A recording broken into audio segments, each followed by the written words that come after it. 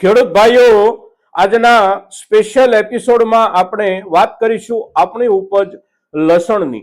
હવે લસણની ઉપજ આપણે ત્યાં ગુજરાતમાં હજી નવું લસણ આવવાનું શરૂ નથી થયું, અને આપણે ત્યાં જે કાંઈ લસણનું વાવેતર થાય છે એ વાવેતર એટલે આપણું મોટા ભાગનું દેશી લસણ, અને દેશી લસણનું આપણું વાવેતર બાકીના મુખ્ય વાવેતર વિસ્તારો કરતા પાછોતરું પણ હોય છે, અને એનો પાકવાનો સમય પણ થોડો વધારે હોવાના કારણે આપણું લસણ બજારમાં આવે ત્યાર પહેલા મુખ્ય બજારોમાં ખૂબ મોટા પાયે લસણની આવકો શરૂ થઈ જતી હોય છે. અને મુખ્ય બજારો એટલે ખાસ કરી અને મધ્યપ્રદેશ રાજ્યમાં અત્યારના સમયમાં જે કાંઈ નવા લસણની આવકો થઈ રહી હોય એ આવકોનો જથ્થો અને ત્યાંની અત્યારની નવી સિઝનની બજાર ભાવની સ્થિતિ આ આપણા માટે આપણી ઉપજ પાકી અને જ્યારે આવે લસણની ત્યારે એકંદર કેવા ભાવથી બજારમાં વેચાઈ શકે એના કેટલાક સંકેતો આપણને એના આધારથી મળતા હોય છે.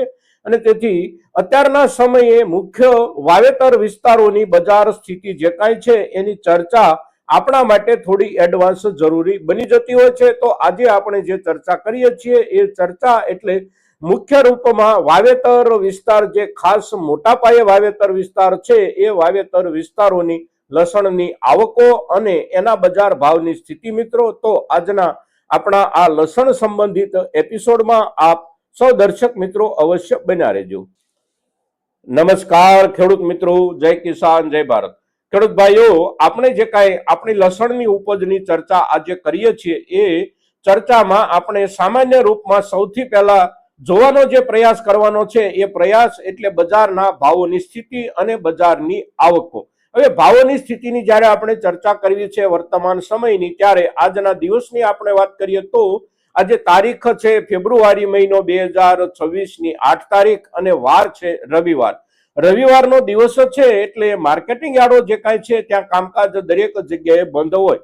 પણ ગઈકાલે શનિવાર 7 ફેબ્રુઆરી, ત્યાર પહેલાનો શુક્રવારનો દિવસ કે ગુરુવારનો દિવસ, છેલ્લા 3-4 દિવસ કે આખા અઠવાડિયા દરમિયાન એકંદર ભાવોની સ્થિતિ શું રહી, તો મુખ્ય બજારો એટલે કે ખાસ કરીને મધ્યપ્રદેશના જે કોઈ મુખ્ય બજારો છે એ મુખ્ય બજારો એટલે નીમચ, મંદસોર, ઉજ્જૈન, રતલામ, દલોદા, જાવદ, આ દરેકે દરેક બજારો કે જ્યાં મોટા પાયે લસણની આવકો અત્યારે શરૂ થઈ ગઈ છે. લગભગ છેલ્લા 3 અઠવાડિયાથી આપણે જોઈએ તો નવું લસણ જે આવવા માંડ્યું છે એના ભાવોની સ્થિતિ ગયા અઠવાડિયા દરમિયાન જે રહી એ સ્થિતિ એટલે 20 કિલોના લગભગ 1000 રૂપિયા કે 1100 રૂપિયાથી નીચલા દરજ્જાનું લસણ શરૂ થાય નવું લસણ, અને સામાન્ય રૂપમાં લગભગ 1500 રૂપિયા, 1700 રૂપિયા, અને સારામાં સારી બેસ્ટ ક્વોલિટી તૈયાર થઈ અને આવી હોય કોઈ ખેડૂતની તો એનો ભાવ પહોંચી રહ્યો છે લગભગ 2100 રૂપિયા, 2200 રૂપિયા, કે બહુ સારી રીતે પાકી ગયેલું અને સંપૂર્ણ રીતે સુકાઈ ગયેલું, સાથે સાથે સાઈઝના હિસાબથી પણ ફૂલગોલા કે એક્સ્ટ્રા ફૂલગોલા સાઈઝ જેની તૈયાર થયેલી હોય એવું નવું લસણ એટલે એના બજાર ભાવની સ્થિતિ લગભગ 2300 રૂપિયા સુધી પહોંચી રહી છે. હવે આ જે નવું લસણ અત્યારે ત્યાં આવી રહ્યું છે મધ્યપ્રદેશમાં, એની આવકોની આપણે વાત કરીએ તો આખા મધ્યપ્રદેશ રાજ્યના આ તમામે તમામ મોટા માર્કેટિંગ યાર્ડોની જે આવકો છે એ આવકોમાં કોઈ જગ્યાએ 10,000 બોરી દરરોજની આવે છે, કોઈ જગ્યાએ 12-15,000 કે કોઈ જગ્યાએ 18-20,000 બોરી નવું લસણ આવી રહ્યું છે. અને સમસ્ત મધ્યપ્રદેશના માર્કેટિંગ યાર્ડોની વાત આપણે કરીએ તો લગભગ 90,000 કે 95,000 કે 1 લાખ કટ્ટા સુધી લસણની આવકો છેલ્લા 3-4 દિવસ દરમિયાન આપણે દૈનિક હિસાબથી ગણવી પડે. હવે આ પ્રમાણે આવકો થઈ રહી છે નવા લસણની, આ પ્રમાણેના ભાવ છે. હવે જે આવકો થઈ રહી છે નવા લસણની એ માત્ર ને માત્ર એક જ જાતનું લસણ આવી રહ્યું છે, કારણ કે અત્યારે જે લસણ પાકીને આવે એ લસણ એટલે બહુ ટૂંકા ગાળામાં પાકીને તૈયાર થઈ જતું લસણ. તદ ઉપરાંત એનું વાવેતર એકંદર થોડું આગોતરું થઈ જતું હોય એવી જાત એટલે ઊંટી લસણ, અને ઊંટી લસણનું વાવેતર મધ્યપ્રદેશમાં ખૂબ મોટા પાયે થાય છે. અને એમનો વાવેતરનો સમય એટલે લગભગ 8મા મહિનાના છેલ્લા દિવસો અને 9મા મહિના સુધીમાં લગભગ એમનું તમામે તમામ ઊંટી લસણનું વાવેતર સંપન્ન થઈ જાય છે. અને ઊંટી લસણનો પાકવાનો જે સમયગાળો છે એ 120 દિવસથી લઈ અને 140 દિવસ સુધીમાં ઊંટી લસણ પાકી જાય છે. એટલે બાકીના દરેક લસણની સરખામણીમાં આ લસણ વહેલું પાકતું લસણ છે અને તેથી એની આવકો અત્યારના સમયે મોટા પાયે થઈ રહી છે.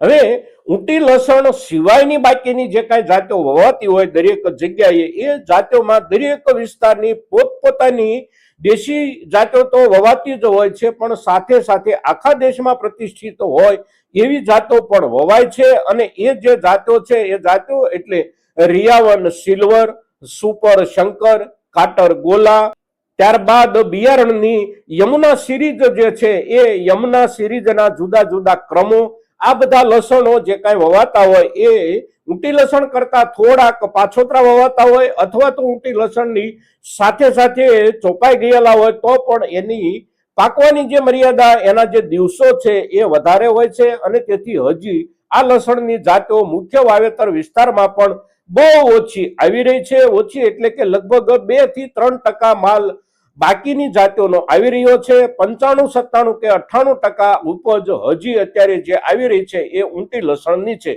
હવે બાકીની જાતો જે કાંઈ સમયસર પાકવાની હોય એ પાકવાના સમય પછી તૈયાર થઈ અને બજારમાં આવે ત્યારે એ બધી જાતોના પણ જાત પ્રમાણે અલગ અલગ ભાવો બનતા હોય છે. બજારમાં પણ સૌથી મોટી અસર બજારમાં જે કાયમ માટે લસણના બજારમાં બની રહેતી હોય છે એ અસર એટલે ઊંટી લસણની, કારણ કે બહુ મોટા વિસ્તારમાં વાવેતર ઊંટીનું થાય છે. અને ઊંટી મોટા ભાગના ખેડૂતો આગોતરું ચોપ્યા પછી આગોતરું ખેંચી પણ લેતા હોય છે. પણ ખેડૂતોનો એક સમુદાય એવો છે કે ઊંટી લસણ થોડું પાછોતરું વવાય અને પાછોતરું વાવ્યા પછી પૂરા સમય સુધી પાકવા દે અને ત્યાર પછી ખેંચી અને લાંબા ગાળાના સંગ્રહ માટે સાચવી રાખે અને નિરંતર પોતપોતાના હિસાબથી થોડો થોડો જથ્થો બજારમાં વેચતા રહે.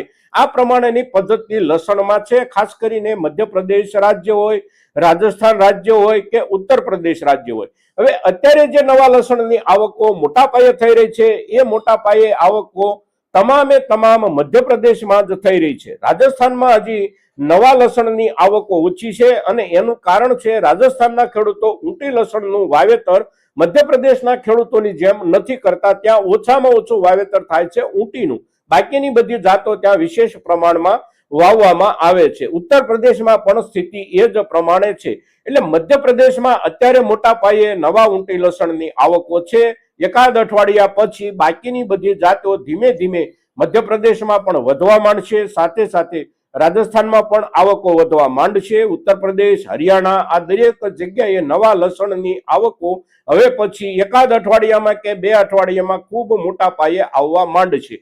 અને આપણે ત્યાં જે કાંઈ આવકો આવવાની હોય એ હજી કદાચ એનાથી પણ થોડી પાછળથી આવે, એટલા માટે કે આપણે મોટા ભાગના ખેડૂતો આપણું દેશી લસણ વાવેતરમાં ઉપયોગ કરતા હોઈએ છીએ અને આપણું દેશી લસણની મોટા ભાગની જાતો 150 દિવસથી વધારે સમય લેતી હોય છે પાકવા માટે. અને તેથી આપણું લસણ પાકવા માટે જાજો સમય લે. તદ ઉપરાંત આપણું જે ચોપવાનું કામ છે એ લગભગ 10મા મહિના આસપાસ આપણે શરૂ કરીએ છીએ. એટલે ઊંટી લસણની ચોપણીની સરખામણીએ આપણું લસણ ચોપવામાં પણ એકાદ મહિનો કે 1.5 મહિનો જેટલું પાછોતરું રહેતું હોય છે. ઉપરાંત લાંબા સમયે પાકતું હોવાના કારણે આપણે ઊંટી લસણના વાવેતરમાંથી મોટા ભાગનો જથ્થો નીકળી અને વેચાઈ જાય ત્યાર પછી આપણું લસણ બજારમાં પહોંચતું હોય છે.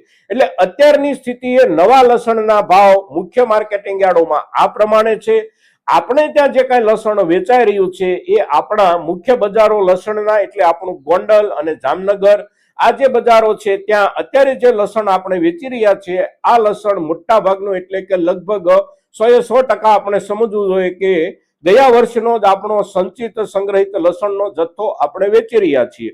અને એનો જે ભાવ આપણને મળી રહ્યો છે એ ભાવ એટલે નીચલા દરજ્જે 20 કિલોના 700 રૂપિયા કે 800 રૂપિયાથી શરૂ થાય અને બેસ્ટ ક્વોલિટી સુપર બેસ્ટ ક્વોલિટીનું લસણ આપણું 1600 રૂપિયા કે 1650 રૂપિયા સુધી વેચાતું આપણે જોઈ રહ્યા છીએ. વીતેલા આખા અઠવાડિયા દરમિયાન ભાવોમાં બહુ કોઈ લાંબો ટૂંકો ફેરફાર આપણે ત્યાં જૂના લસણમાં પણ નથી, મુખ્ય બજારોમાં જૂના લસણમાં પણ નથી અને નવા લસણમાં પણ નથી. રોજે રોજ બજારો પ્રમાણે 20 કિલોના હિસાબથી જોઈએ આપણે તો 100 રૂપિયા, 75 રૂપિયા કે 150 રૂપિયા મહત્તમ ઊંચે નીચે બજાર થતું રહે છે. કેટલી આવકો થઈ, કઈ ક્વોલિટીની આવકો થઈ એના આધારે બજાર અત્યારે ચાલી રહ્યું છે. પણ અત્યારની સ્થિતિ નવા લસણની આવકોની આ પ્રમાણે છે, ભાવોની આ પ્રમાણે છે, અને એના આધારે આપણે આપણી આ વર્ષની નવી સિઝન લસણની બજારની એક સામાન્ય કલ્પના અવશ્ય કરી શકીએ કે આપણે આ ઉપજ આ વર્ષની શું ભાવથી વેચી શકીશું અને જે તે સમયે બજારની સ્થિતિ કેવી હશે મિત્રો. તો અત્યાર સુધીની આપણી લસણની બજારની સ્થિતિનું જે કાંઈ ચિત્ર છે એ આપની સામે પ્રસ્તુત કરવાનો જ્યારે પ્રયાસ કરીએ છીએ ત્યારે આપણો આ એપિસોડ મહત્તમ ખેડૂતો સુધી પહોંચે એ માટે આપ સૌના પ્રયાસોની અપેક્ષા સાથે જય કિસાન, જય ભારત.